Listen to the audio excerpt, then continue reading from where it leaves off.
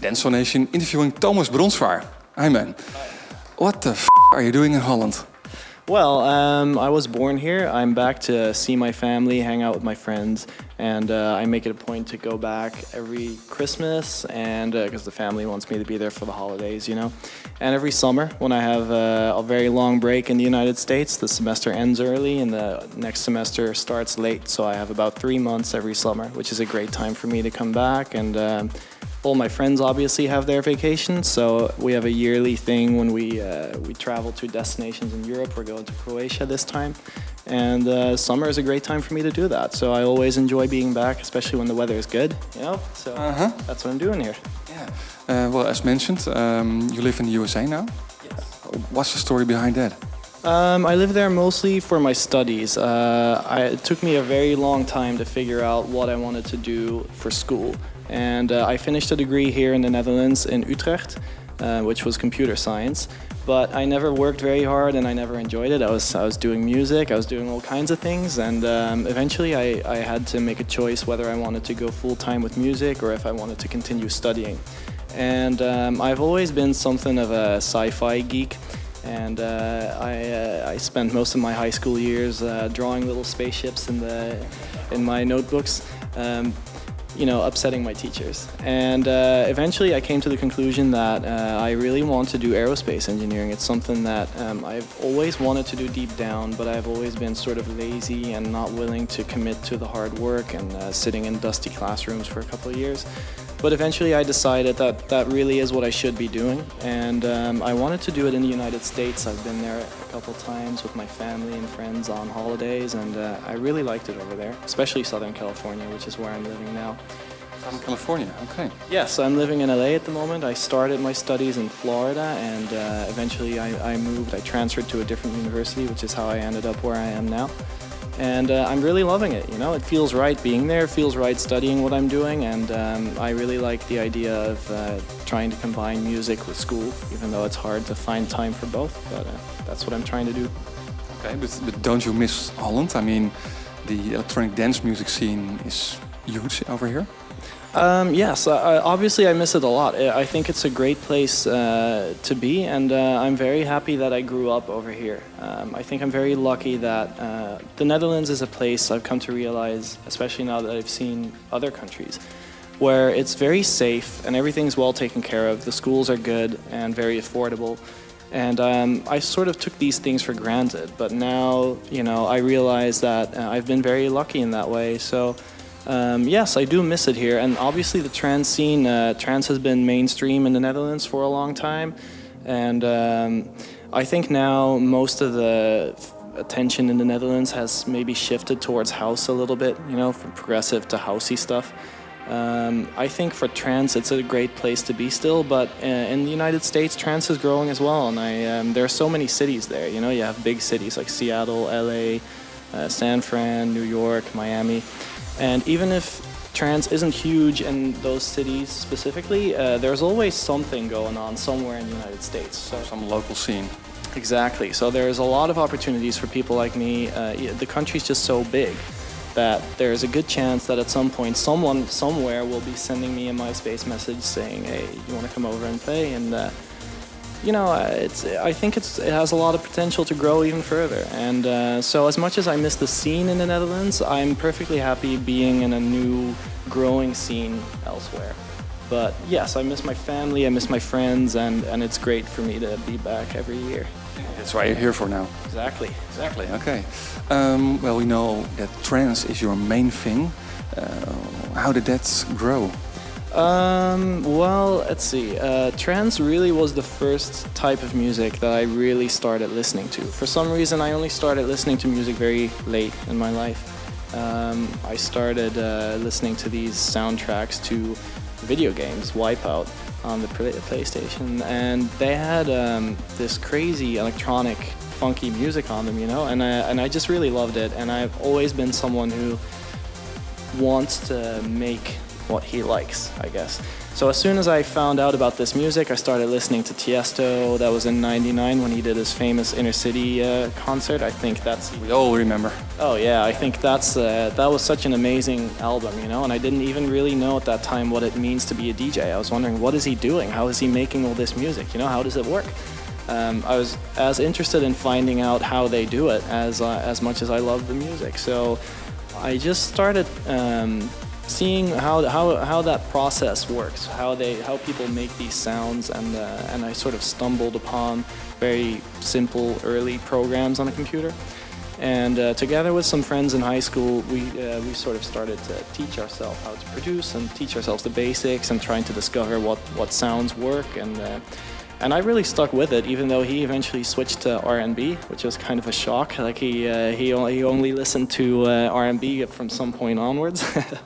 But I stuck with trance, and ever since then, that's really been my main sound. There's something about trance, the vibe and the energy that it has, that I've always really, I've always loved it, and I always will. Yeah. That's a good thing, of course. Well, your actual breakthrough was with the song Close Horizon in 2005.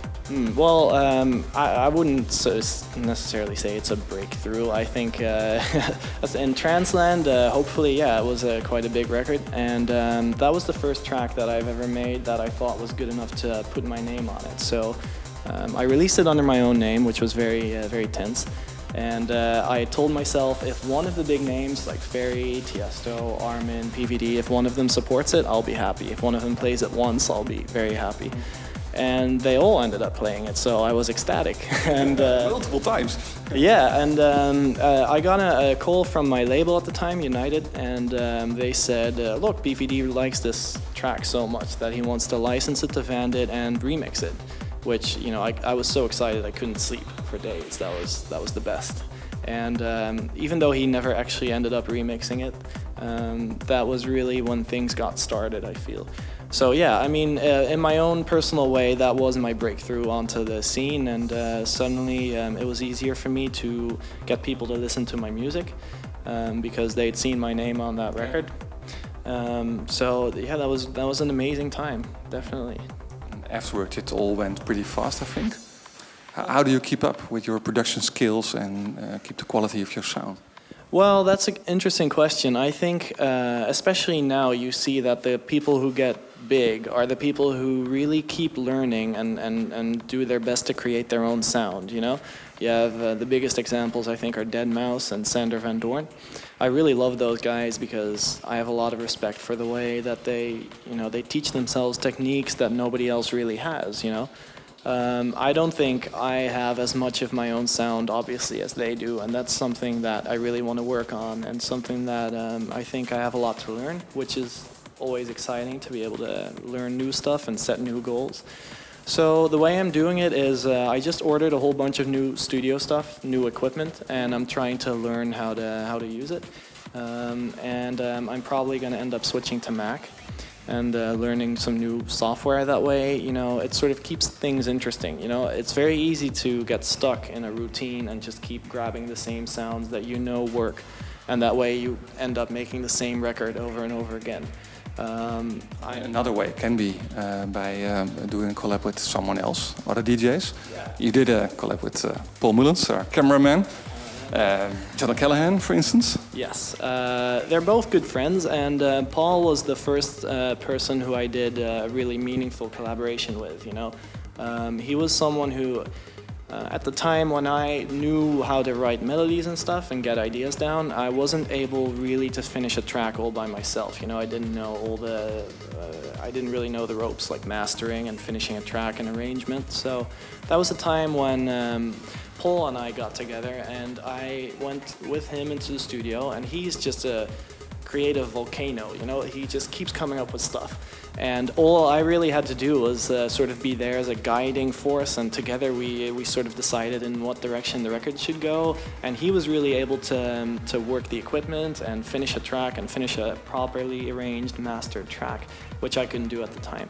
So I think we really complemented each other very well, and so, you know, our first collaboration together, which was Octogen in Arizona, Starburst and Profound, Those were by far, I thought they were way ahead of what I was capable of at the time, and that was just because of, the way that Paul had skills that I didn't have, and I hope that I brought something to the collaboration as well. I think we complemented each other very well, and we really liked working together.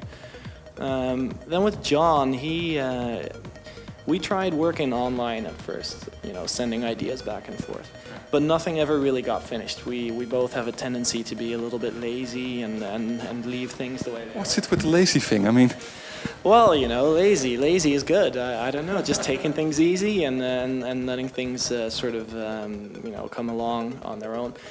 Eventually, John came over to my place in Utrecht when I was still living and studying there, and we got to work and we made this track called A Life Elsewhere, which also, just like with Paul, it happened very naturally, and it was a very good collaboration. He's a very, very impressive producer. He's very meticulous. I am more of a broad strokes guy, I think, in the big picture, I guess, mostly, and he really has a lot of attention to details, which I think is what sets him apart, So I loved working with him, and we both had, I'd say, an equal amount of input in that, and we were both very happy with the result. And we definitely want to do another Lost World track, which is our alias together.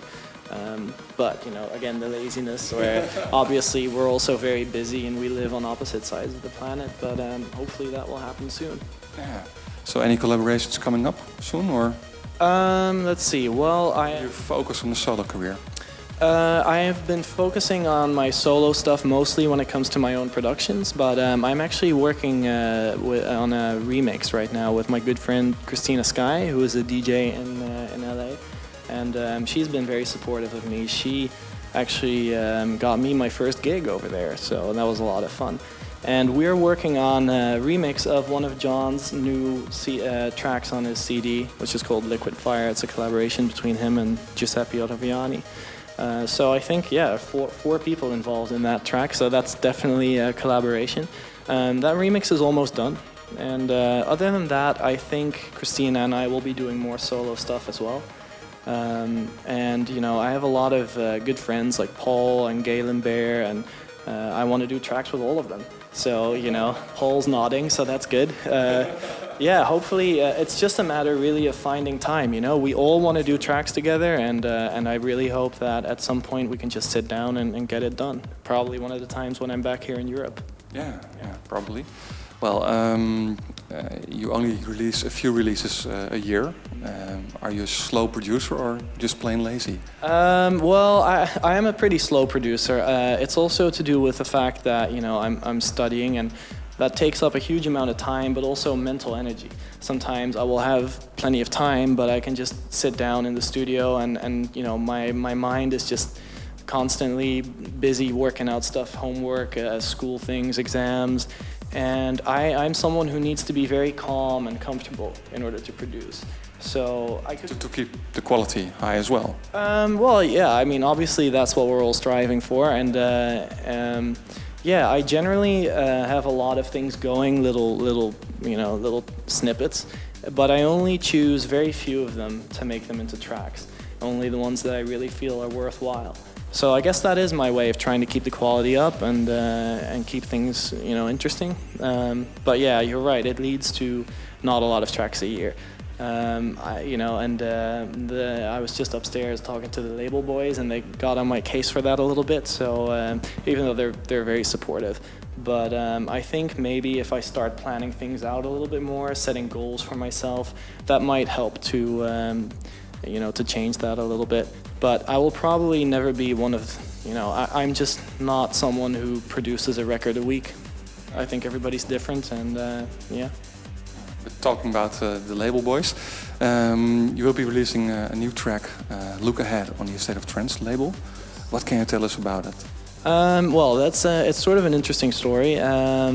Christina, my friend that I was talking about earlier, she had a gig one day in LA, and I was going to go there with her.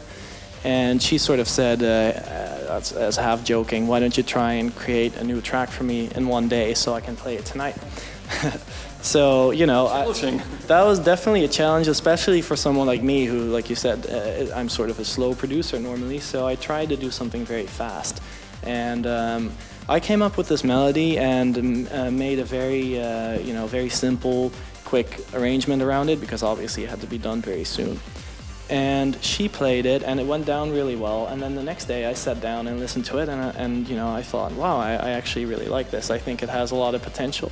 So I ended up finishing the track. I took a couple of weeks to do a more proper production and arrangement and everything.